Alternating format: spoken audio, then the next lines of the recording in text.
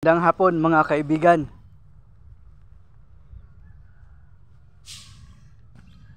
Sa Lunes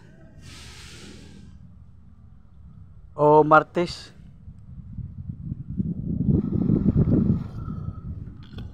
araw na ng butuhan. Kaya lang,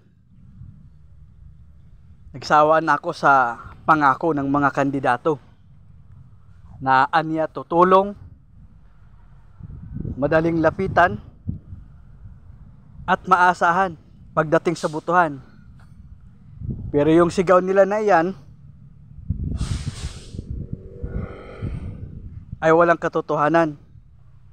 Katulad lamang nitong mga pandemyang nakaraan. Sa bigayan ng ayuda,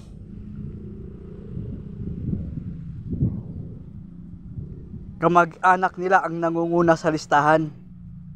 Pero yung mga butante at mga sakop nila sa barangay, hindi nila nabibigyan sapagkat pinipili lamang ang kanilang binibigyan.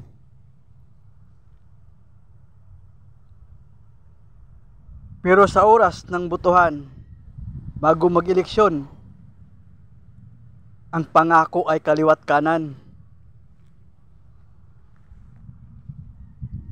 Pero nitong pandemyang nakaraan,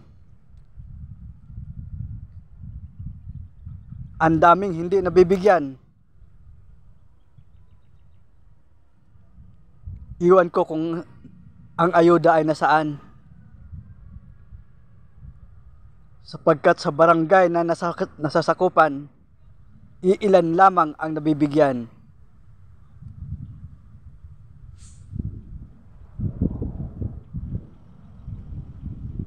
Lalo na sa DSWD. Kailangan pa nandoon ang listahan. Kailangan pang naroon ang iyong pangalan. Kung wala, hindi ka mabibigyan. Sapagkat hindi ibinibigay sa barangay ang iyong pangalan. Hindi ibinibigay ang iyong pangalan sa DSWD.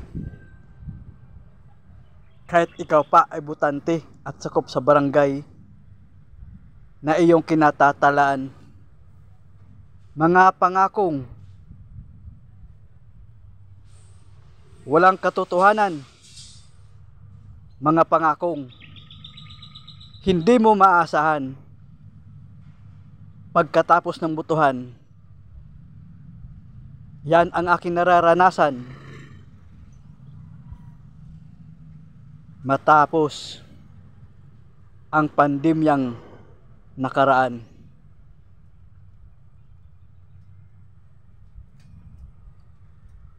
Kaya pasensyahan,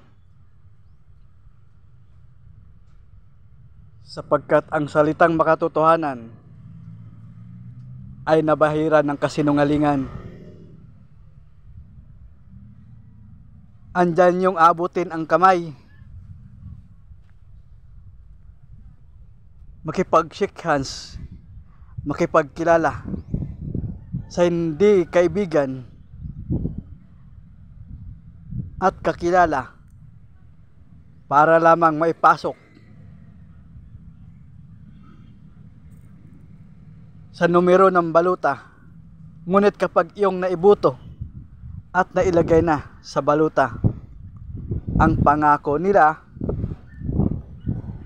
ay para ng mantika natutulog. At kung iyong hanapin, ay hindi mo na mahagilap. May tatanong sa'yo kung saan ka bubuto, sa kanila ba o sa ibang barangay. Ganun sila kasigurista. Pero yung boto mo nasa numero na ng baluta. Bakit kailangan pang tanungin ang pangalan? Bakit kailangan pang hanapin kung saan ka nabuto? Gayong nangangailangan ka, nangangailangan ka ng tulong nila. Ayan ang totoong adhikain ng politika, ay para lamang mayroong may bulsa. Pustahan tayo.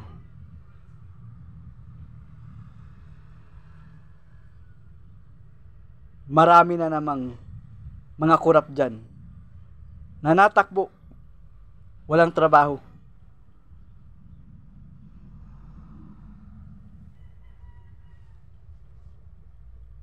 Mga dating tambay, natakbo.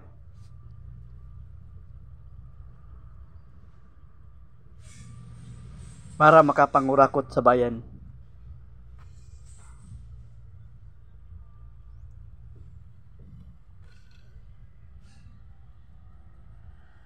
Ang larangan ng politika ay madumi pa sa basura.